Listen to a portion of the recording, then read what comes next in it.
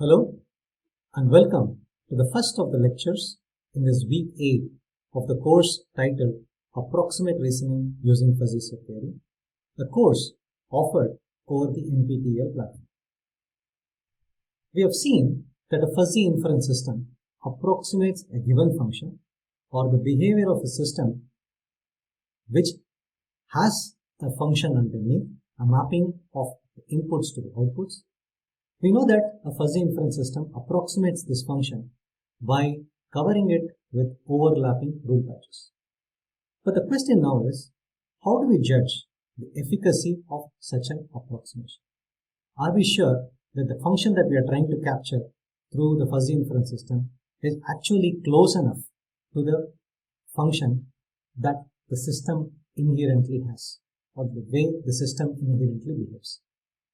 But one view is, if you were to look at fuzzy rules themselves as fuzzy points, then perhaps interpolitivity can be thought of as a measure of correctness.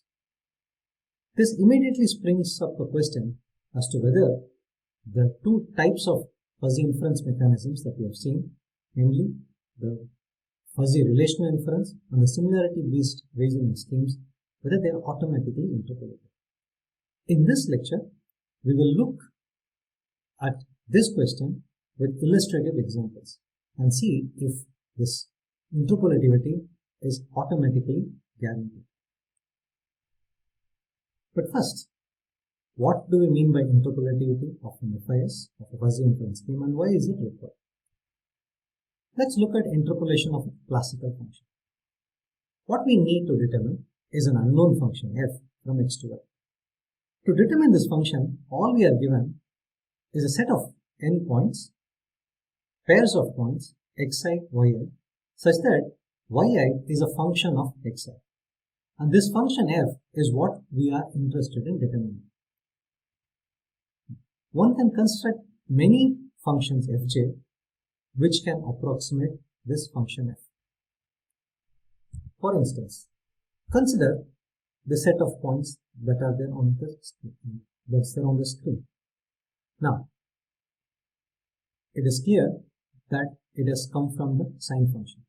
But let's assume for the moment we really do not know what is the function which has given to this set of points.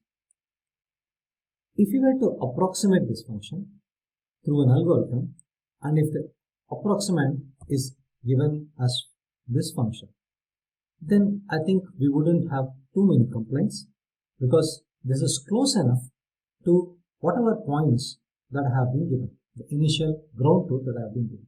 So this can be considered as a good enough approximation of the function that we have in mind. But this is not the only function.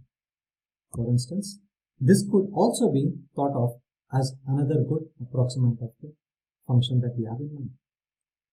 So given these two functions, if we were to choose, perhaps we need to apply other aspects of the function that we are going to get out of the algorithm. Perhaps some continuity properties, smoothness properties, monotonicity properties, and so on.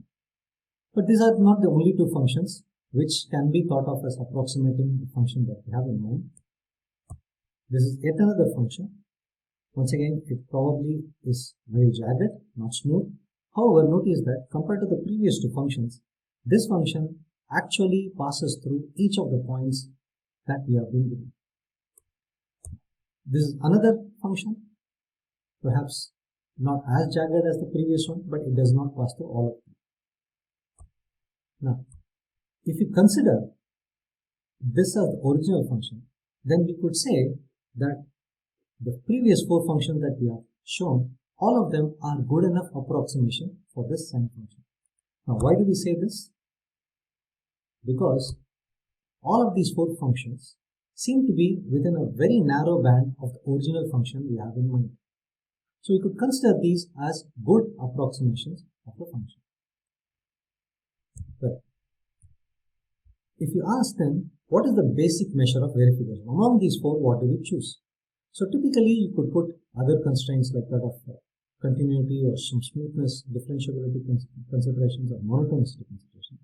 But typically, in the absence of anything else, what normally we go for is that it should be interpolative. What do you mean by interpolativity? So now if you take this exercise and pick one fj from this set of functions which we consider as approximating the given function in our minds, then what we want is yi should actually be equal to fj of xi. So this is what we would expect. So this is interpolativity. Whether the given pairs of points xi, whether they can be recreated using the function that we have.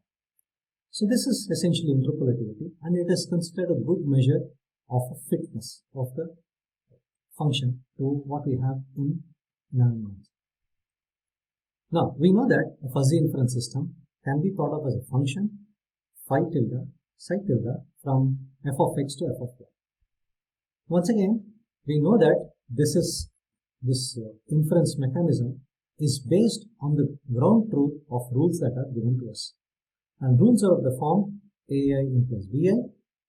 Now, you could also consider these as pairs of points ai, bi is equal to psi tilde of ai, these pairs as the ground truth that are given to us.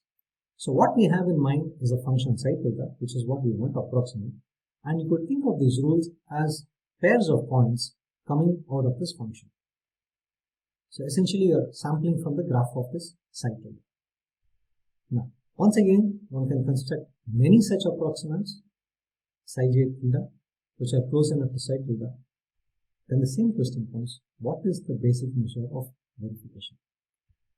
Once again, we can go with the classical approach and say that among these different functions which are considered to be a good approximation of the original function, we choose one that actually interpolates the given ground truth, which means among all the j's, we pick that j such that psi j tilde of ai is actually equal to bi. So this is how interpolativity comes into picture while picking one out of the many possible options. In this lecture, we will restrict ourselves to discussing fuzzy relational inference. So let's have a quick recap of the mechanism.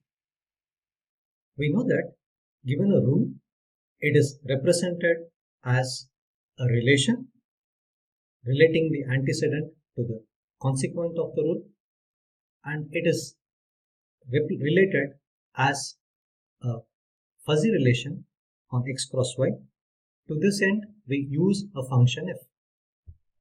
In the second step, given an input a dash, we compose it using a composition operator with this relation which captures the essence of the rule, and we obtain an output b dash, which is a fuzzy set on y.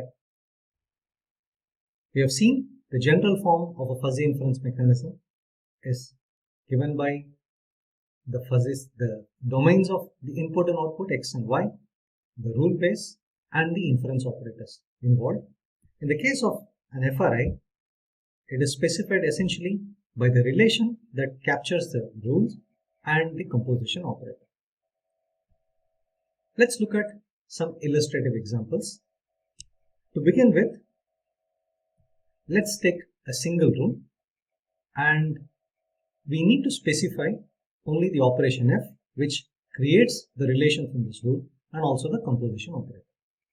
For the moment, let's look at the CRI and let's fix f to be the Gödel implication. And if a and b are given as follows, r can be obtained like this. Let's work this out. So what we have are these a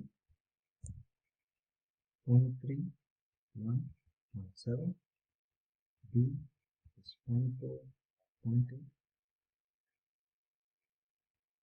Let me recall Gödel implication. 1, if x less than or equal to 9, and y if x greater than 9. Now, r of xy is nothing but f of ax comma by. So now this we know is obtained like this. We take 0.3, 1.7 and apply the Gödel implication on 0.5. So you see here, we are looking at it from the point of view of the outer product. So when you take 0.3 and 0.4, apply the Gödel implication. 0.3 is less than 0.4, so you get 1. 0.3 is less than 0.8, okay, get 1. 1 implies 0.4, it's a neutral implication, it's 0.4, 0.8. 0.7 implies 0.4, it has to be 0.4. 0.7 implies 0.8, it's smaller than that. Because of OP, we get this. So this is the R we have obtained. And this is essentially the R that we have. So given A and B, we use the operation F and obtain the relation R that captures this fuzzy rule. If X is A, then Y is B. In this case, R is represented like this, and A and B are given as follows, and F is the Gödel implication. The next step is to compose a given input with this R and obtain the output. We are using the sup-min composition here. So T is the minimum T-num here, and it looks like this. So take the A dash. This is the relation that we have. Then when we apply the sup-min composition, all we are doing is, in some sense, vector inner product of this row into each of the columns. Of course, inner product is sum of products, but here we are going to do max of min. So 0.4 and 1 is 0.4. Like this. Okay, like this. B dash is 0.4, 0, 6.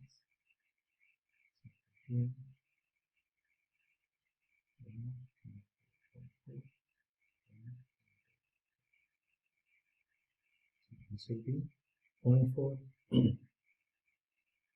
Temporary like this.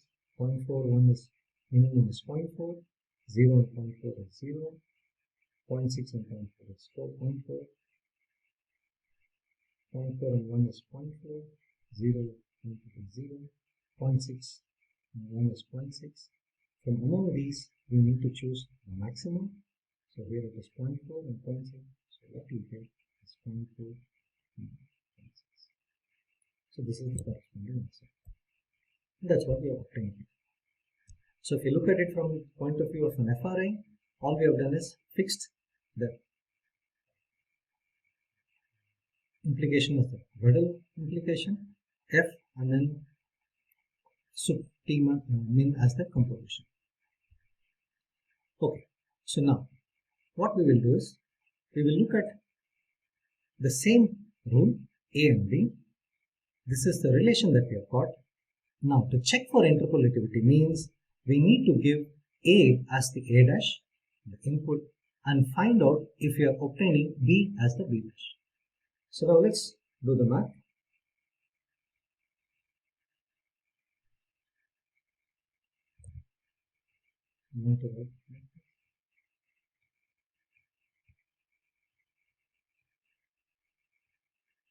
So we want to check, is B equal to A circle Tm of R?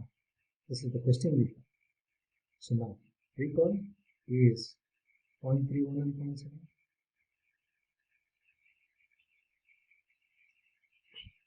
And R is given as this. So let's compose A with R. 0.3, 1, 0.7, composed with 1, 0.2, 0.4, 1.81. So for the previous calculation, we'll do it again this way. 0.31 is 0.3, 1.4 is 0.4, 0.7.4 is 0.4. So among 0.3, 0.4 and 0.4, the maximum is 0.4. 0.3 and 1 is 0.3, 1 and 0.8 is 0.8, 0.7 and 1 is 0.7. Among these three values, 0.3, 0.8 and 0.7, the maximum is 0.8. So this is the B dash that we have. But is it actually equal to B? Yes, it is. So this is equal to B. And that's what we find here. So for this particular combination, where F is given by the Gödel implication, and we consider sup-min composition, we see that B dash is actually B when A dash is A. Now, let's keep the same rule. That means A and B are same. Let's look at changing the operation F to minimum. So now obviously the rules will change. So now once again we have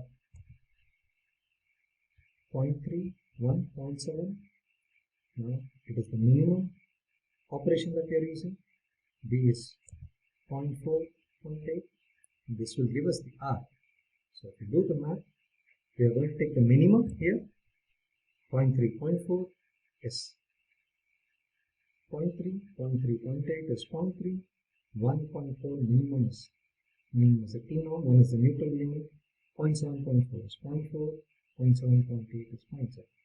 So this is the R that we will get. This is exactly what we have. Now note that we have used the minimum T-norm for F instead of the Gödel implication. Now once again, let's do this. We are asking the question, if I compose A with this R, that means assume A dash is A, would we get same consequent B as the B dash? Let's work it out. A is 0.3, 1.7, composed with 0.3, 0.3, 0.4, 0.8, 0.7. You see here, when you compose this, 0.3, 0.3 is 0.3, 1.4 is 0.4, 0.7, 0.4 is 0.4. So the maximum of them is among 0.3, 0.4, 0.4 is 0.4. 0.3, 0.3 is 0.3, 1.8 is 0.8, 0.7, 0.7 is 0.7. Once again, among these three values, 0.3, 0.8 and 0.7, the maximum is 0.4, 0.8. Once again, we see that it is actually equal to B. So we took arbitrary A's and B's. We took arbitrary pairs of functions for F and the composition. In 2 out of 2 cases, we have actually managed to show that it is interpolative. That means given an A as the A dash, we are obtaining B as the B dash. But the question is, will this magic continue? For instance, here we have retained the mean composition, which means we are in the framework of CRI, but we have changed the F to the product team. So which means it is going to actually affect the relation R. So let's do the math once again. So we are going to take product here. Once again, applying similar technique as the auto product with 0.22, 0.24, 0.4, 0.8, 0.28, 0.46. This is the relation that we have here. Now once again, we ask the question, if you give A dash to be A, what will B dash be? You can see from here, 0.3 and 0.12, 0.12, 1 and 0.4 is 0.4, 0.7 and 0.12 is 0.12. Among these 3 elements, the maximum is 0.4. Similarly, you will see that maximum when you compose, when you do the operation between this vector and this column here, you will get it to be 0.8. Which means once again, we are getting the output to be B. Okay, so third time lucky, let's change it. Keep submin and take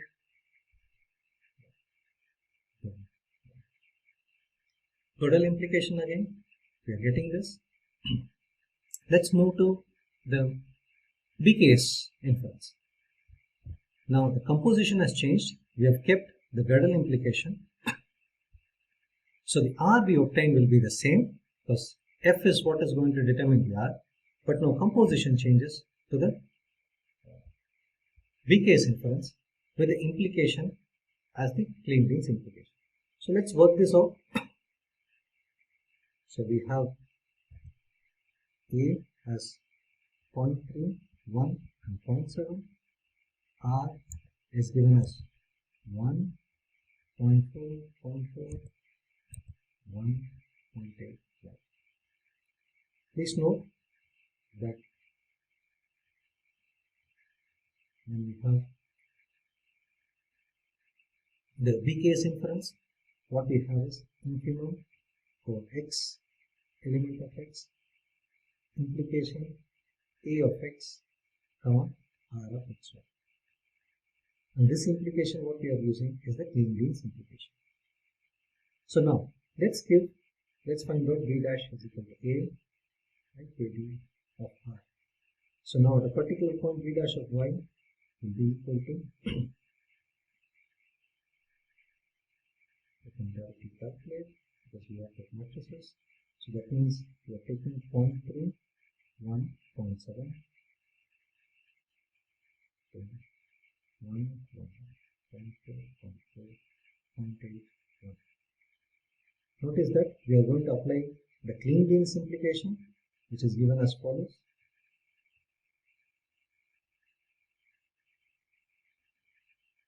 Maximum of 1 minus x over. So if you take 0.3 and 1, then maximum of these two, we know that it's an implication. X comma 1 is 1, so this will be 1. 1 and 0.4, it is a neutral implication, it will be 0.4. 0.7 and 0.4, it is x is 0.7, y is 0.4, so it is maximum of 0.3 comma 0.4, it is 0.4. So this is what we have got. And if you take the first, this row and this column, if you apply this operation, what we get is 0.31 is 1, 1.8 is 0.8, 0.71 is 1. However, from these two columns, what we need to pick is the minimum instead of the maximum, which means the answer we get is 0.4, 0.8. So this is the b dash that we get, but in fact it is actually equivalent to b. So what we have seen is, even in the case when we are looking at BKS with f as the broader implication, we seem to be obtaining interpolitivity. Now let's keep the BKS inference and change the function f, which captures the relation to that of a minimum. Of course, now the r is going to change. Let's calculate this r. 0.3, 1.7.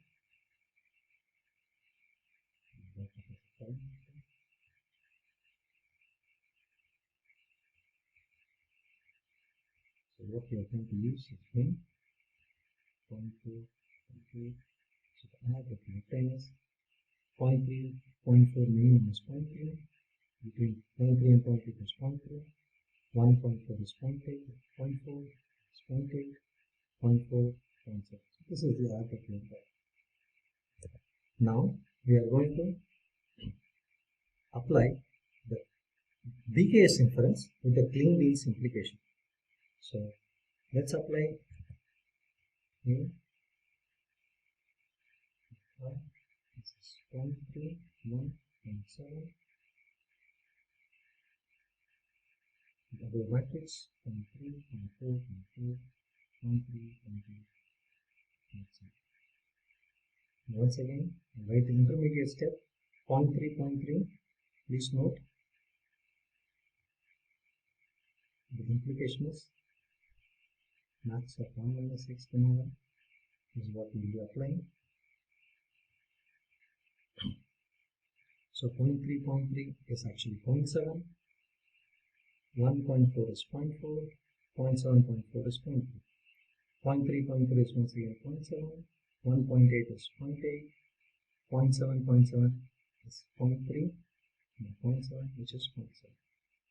And remember, we are going to pick the least here because we are looking at the BKS inference, which is infimum of all of these.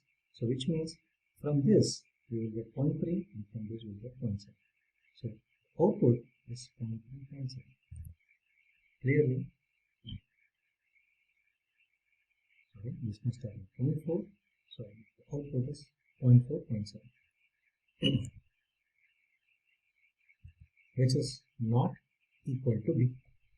So we have seen for the first time using BKS inference that for a particular choice of f, that it is not interpolative. If you give a dash to be a, we are not getting b dash to be b. But will this magic happen only once of not getting interpolitivity? Well, if you consider the BKS inference with the product theorem, let's see what happens. The r is something that we have calculated a few minutes earlier. This is the r. Now, if you actually compose a with r, what we would get is, this is the value that you would get, 0.3, 0.56, which is again not equal to b. So among the 5 or 6 combinations that we have seen, in the case of CRI, it seems to hold. Always we have obtained interpolitivity. But in the case of BKS, out of the 3 combinations that we have considered, 2 of them do not turn out to be giving us the desired result. That means they don't turn out to be interpolative. Note that this is just the case with a single CISO rule, single input, single output rule. Of course, what happens when we have multiple rules? Recall there are 2 inference strategies. first aggregate, then infer. In this case, what do we do? Given a set of rules, we convert each of them to a rule, then aggregate all these rules, all these relations into one overall relation R, and then do the inference. We have seen typically G is a binary associative fuzzy logic operation. There is also another strategy, first infer then aggregate. So given the set of all rules, for each rule we find a relation which represents it. Now instead of aggregating all the relations at once, we actually use each of these relations and obtain a local output bi dash. It is these bi dashes that we are going to aggregate later on. So first infer, then aggregate, and this turns out to be the final overall output obtained from the FRI. Well, let's once again look at some examples, and then we can easily check for whether interpolitivity is present or not.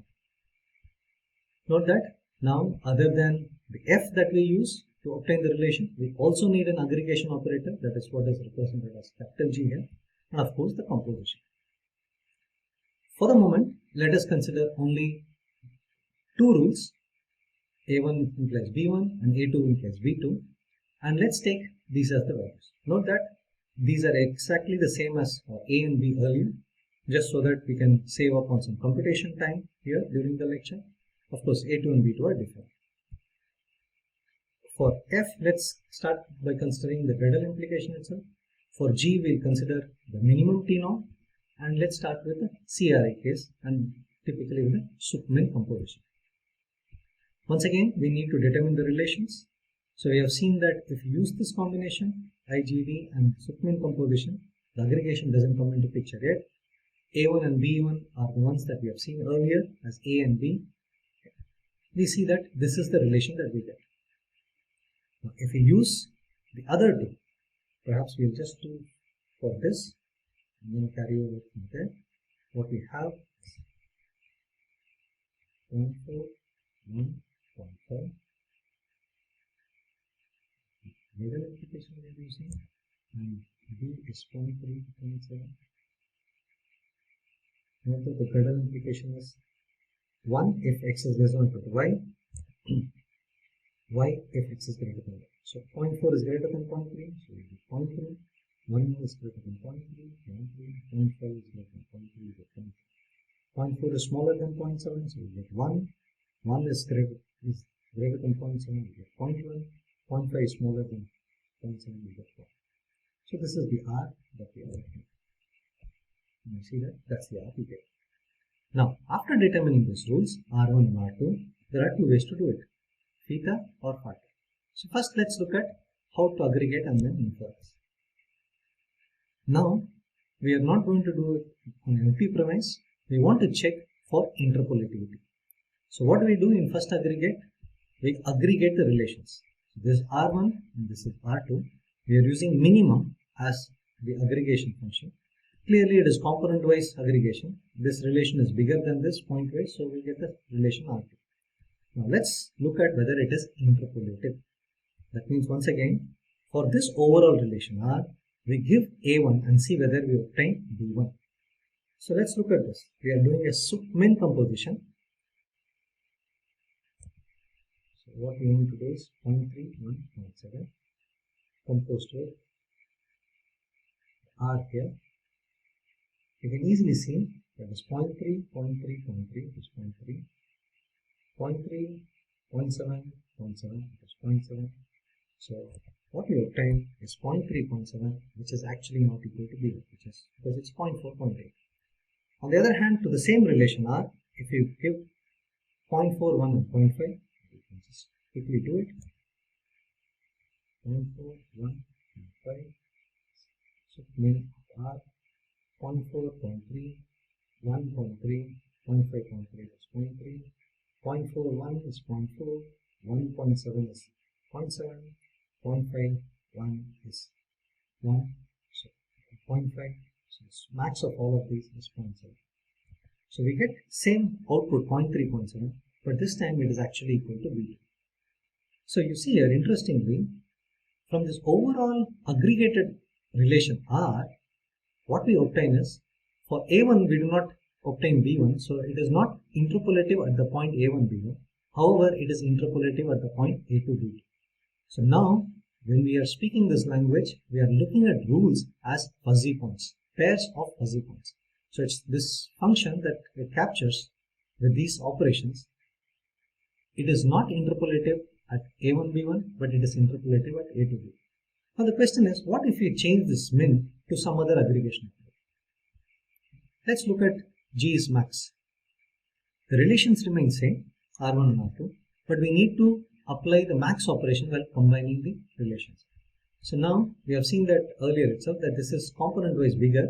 So that means R1 max R2 is going to be R1. Now if you apply the question of interpolitivity here, if you give A1 to this relation, it can be easily verified that it actually gives B1. So if you consider this relation, this aggregated relation, it seems to be interpolative at A1, B1. But what about A2? If you give A2, unfortunately, it does not give B2. So now you see here, by changing the aggregation function, you might make the function to be interpolative at one point, but unfortunately, we are losing it at the other point. So now this is with CRI and FATI. But what happens when we actually use theta? Let's look at it. Here, once again, the relations are same, R1 and R2. But what we are going to do is, we are first going to infer and then aggregate. So let's infer giving A1 to R1. So we have seen that we would get 0.4, 0.8 as B11 dash. The same A1 we are also composing with R2 to obtain the other local output. So A1 composed with R2. We have seen earlier when we took this relation, it turns out to be 0.3, 0.7. And with G is equal to min, when you combine both of these, what we obtain is 0.3, 0.7, which is not equal to B1. What happens when we actually look at interpolativity at the point A2, B2? Are we going to get it? So A2 composed with R1 is 0.4, 0.8. We have seen that earlier too. And A2 composed with R2 is in fact 0.3, 0.7. Now if you apply min here, we see that it is actually equal to 0.3, 0.7, which is B2.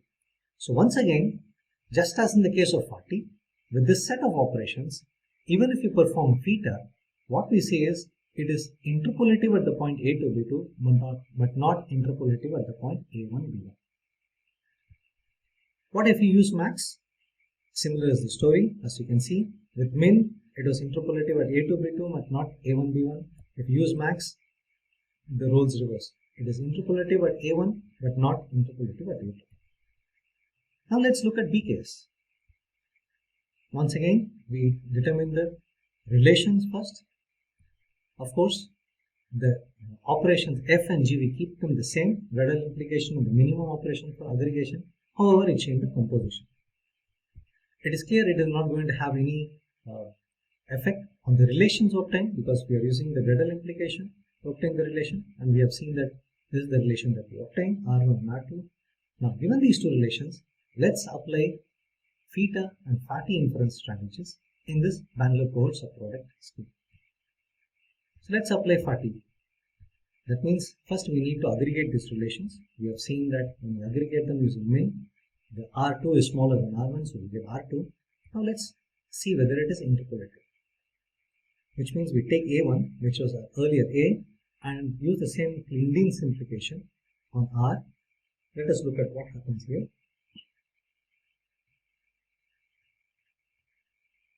Let's record this. So what we have is A1, which is 0.3, 0.4, 1 and 0.7 composed with R.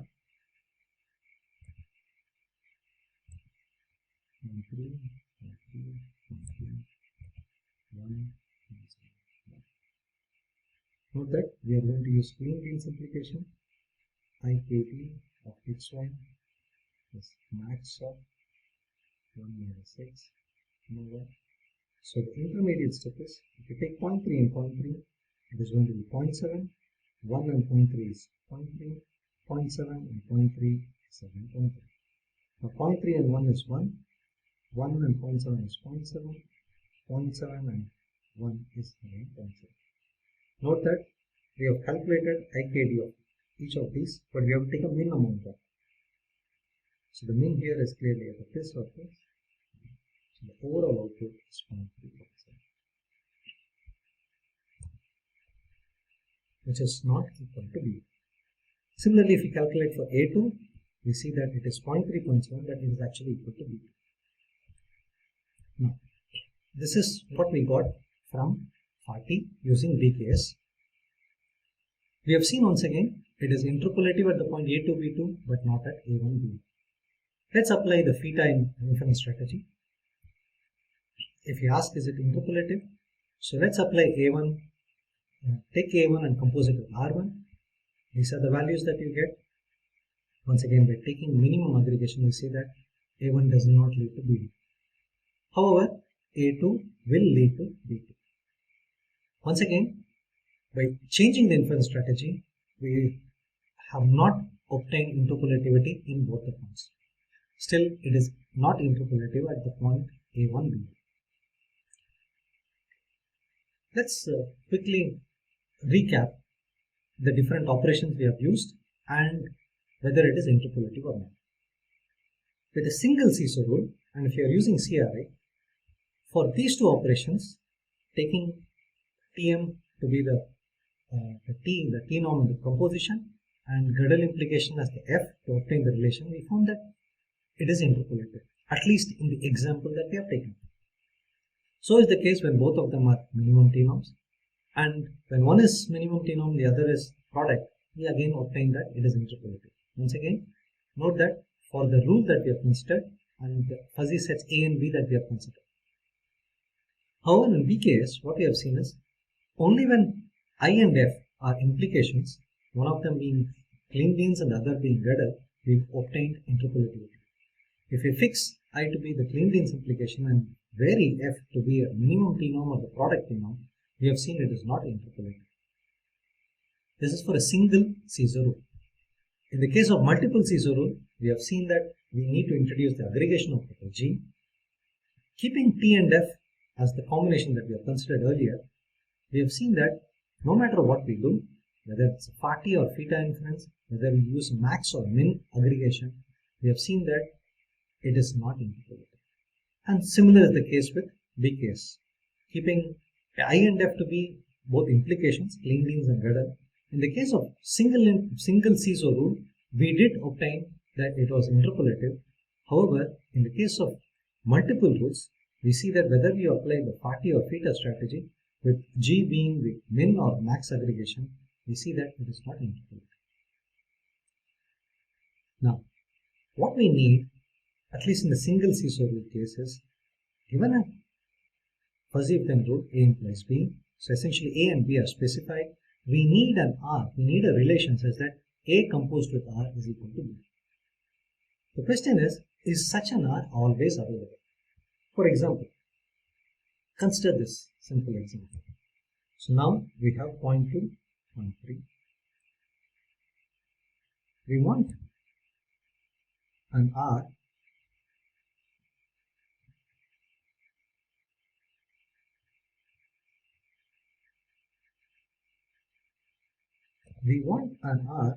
such that when you compose it using submin composition, if this is A, we want this to be B. So this is what we are discussing here. But now, how should this R be? Let's just call this R to be alpha, beta, gamma, delta. So we want to compose A with this to obtain this. Now when you look at this, what are the values that alpha and gamma can take? Note that we are taking minimum of 0.2 and alpha, of 0.3 and gamma, and then we are taking the maximum. And we want that to be equal to 0.1. So clearly, we need to put alpha and gamma to be 0.1. Only then minimum of 0.2 and 0.1 will be 1, 0.1, 0.3 and 0.1 will be 0.1, and maximum among them will be 0.1. Of course, we could also take one of these to be less than 0.1, but can never go beyond 0.1. Now the question is, what can be the values of beta and delta? Note that if you take minimum of 0.2 comma beta, minimum of 0.3 comma delta, and take the maximum of them, The question is, can we get 0.7? Clearly, minimum of 0.3 delta is going to be less than equal to 0.3. Minimum of 0.2 comma beta is going to be less than or equal to 0.2. Maximum of these two will actually be less than or equal to 0.2, which means we'll never be able to get 0.7. So clearly, for this A and this B, there does not exist any R such that A submin composed with R is going to give you the value, the fuzzy set B, which is 0.1, 0.7. So now you see, we're actually going back to discussing relational equations. Much like matrix equations, we are going to discuss relational equations. But to determine R means we need to do a systematic study of them. This is what we will take up in the next few lectures during this week. We will discuss fuzzy relational equations because they play an important role while discussing the interpolitivity of fuzzy relational inference. So in this lecture, all we have seen is we have taken a couple of examples and seen whether interpolitivity is available automatically. We have seen that not always. Clearly there are examples for certain combination of operations they are not interpolative, which means we need to look deeper into perhaps the fuzzy sets themselves, the type of fuzzy sets that we can use as antecedents and consequence, and also the combination of operations and what properties these operations should possess so that we can get interpolativity. Remember, we have only considered the case of a single Caesar rule or a couple of multiple rules. In the case of multiple rules, just two of them, but we could have many more of them, and so we need to be careful and devise a mechanism where we handle this multiplicity correctly and efficiently. So towards this end, in the next lecture, we will look at some sufficiency conditions which can ensure interpolitivity when we consider a single Caesar rule in both CRI and BKS. Glad that you could join us for this lecture.